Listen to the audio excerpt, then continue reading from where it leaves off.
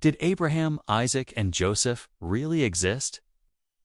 The archaeological proofs. This is the central challenge to the entire biblical narrative. The Patriarchs, Abraham, Isaac, the founding fathers of the Jewish faith. Are they truly historical figures who walked the earth, or are they merely mythical campfire stories? Late inventions woven together to give an exiled people. Skeptics demand physical proof. Where is Abraham's passport? Where is Joseph's royal decree? Today, we don't just answer that challenge, we shatter it. We are going to trace the steps of Genesis 12 through 50 with a precision only archaeology can provide. To ensure full transparency, please note that this video uses AI-generated visuals to bring history to life. The critics dismiss the patriarchal narratives as anachronistic legend stories, written centuries later and projected back onto a poorly understood Bronze Age. They claim the figures, places, and customs are all wrong for the time. Our thesis is this: the book of Genesis, far from being a collection of legends, contains minute specific details about Mesopotamian, Canaanite, and Egyptian life in the Middle Bronze Age that no later writer could have fabricated. The cumulative contextual evidence confirms that Abraham, Isaac, and Joseph are not myths. They are foundational historical figures. The skeptics claim for over a century, the scholarly establishment, often referred to as the documentary hypothesis, has held a highly skeptical view of the patriarchal narratives. The core claim is simple. The stories of Abraham, Isaac, and Jacob were compiled and edited much later, primarily during or after the Babylonian exile around the 6th century BC. The alleged proof for this skepticism rests on what critics claim are anachronisms. For example, they point to the mention of camels being used by Abraham, Genesis 24:10. Critics argue that the widespread domestication and use of camels as pack animals didn't occur until much later, perhaps the early 1st millennium BC. Therefore, they conclude, the text must be a later fabrication. Another major challenge focuses on the city of Ur. Genesis names Abraham's original home as Ur of the Chaldeans, Genesis 11:31. Critics initially argued that the Chaldeans were a late Iron Age tribal group, which would make the geographical reference out of sync with the supposed Bronze Age date of Abraham. They use these and similar points, such as the nature of the treaties and customs, to paint the patriarchs as mythical figures inserted into a later, fictionalized history. They demand external, non-biblical confirmation, a primary source mentioning Abraham, son of Terah. When that specific document is missing, they dismiss the entire history. But this approach is fundamentally flawed. It applies a modern, maximalist standard of proof to an ancient period. What if the evidence isn't a single, impossible-to-find king list, but a mosaic of hundreds of smaller, culturally specific proofs? What if the very anachronisms the critics cite are based on an incomplete understanding of history? The truth revealed by archaeology is that the social fabric of Genesis is woven with incredible historical accuracy. The core evidence revealed. Let's begin with Abraham and Ur. Skeptics questioned the very existence and nature of Abraham's homeland. Excavations led by Sir Leonard Woolley in the 1920s at the site now known as Tel el-Mukhair completely transformed this view. He uncovered the vast, complex, and highly urbanized city of Ur. This was not a primitive tribal village. It was a flourishing metropolis of the Middle Bronze Age, complete with monumental architecture like the Great Ziggurat, sophisticated trade networks, and multi-room houses. This discovery confirms the biblical portrayal of Abraham as a man coming from a sophisticated, settled, and idolatrous urban culture, precisely fitting the setting of Genesis 11. Now, consider the question of customs. Critics once dismissed the idea of a childless man adopting a slave to be his heir, Abraham and Eliezer, Genesis 15:3. However, the discovery of thousands of clay tablets from the 2nd millennium BC, specifically the Nuzi tablets and Mari texts, revealed numerous legal and social customs, perfectly mirrored in Genesis. Adoption for heirship.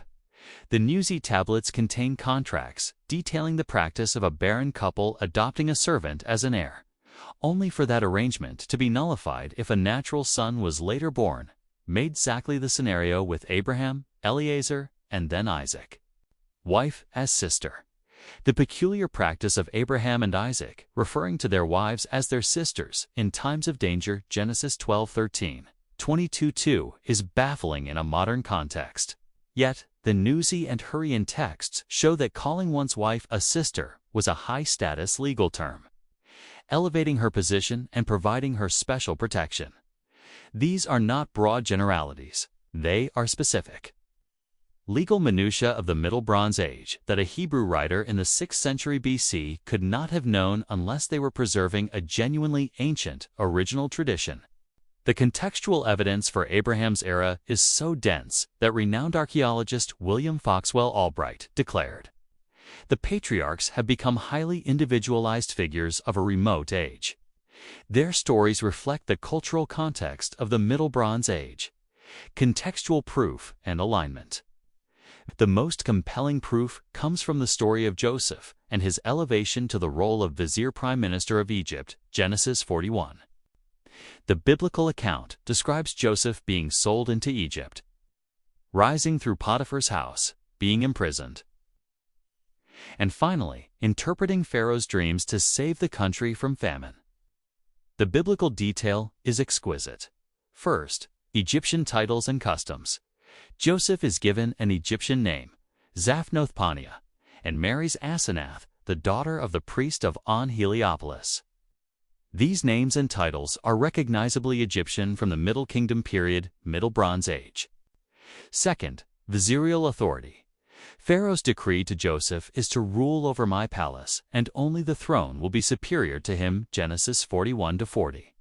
This aligns perfectly with the known power of the ancient Egyptian Jati, or vizier, whose authority was second only to the pharaoh himself. Third, the ritual of appointment. Joseph is given a gold chain or necklace, clothed in fine linen, and given Pharaoh's signet ring, Genesis 41-42.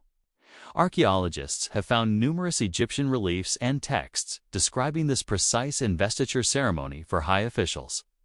The signet ring was essential for stamping official decrees. Fine linen was the elite fabric of Egypt, and the gold Shebu necklace was a royal Gold of Honor award. But the alignment goes deeper, to the specific historical period. During the Second Intermediate Period, roughly 1700 to 1550 BC, Egypt was partially ruled by a foreign group known as the Hyksos, meaning rulers of foreign lands. These were Western Asiatic Canaanite people who seized control of Lower Egypt. The Genesis account, with an Asiatic slave rising to the highest office in the land, makes far more historical sense under the rule of the Hyksos than under the ethnically pure, xenophobic, native Egyptian dynasties. A Hyksos pharaoh would be far more amenable to appointing a fellow West Asiatic Canaanite man like Joseph to the viziership, as opposed to a native Egyptian ruler. The Hyksos capital at Avaeus, a vast, thriving city, aligns with the scope of Joseph's operations. The period of the Hyksos provides the perfect cultural and political context for the unprecedented rise of Joseph. This historical detail, embedded in the text, powerfully counters the skeptics' claims, proving the story is rooted in the specific realities of the Middle Bronze Age.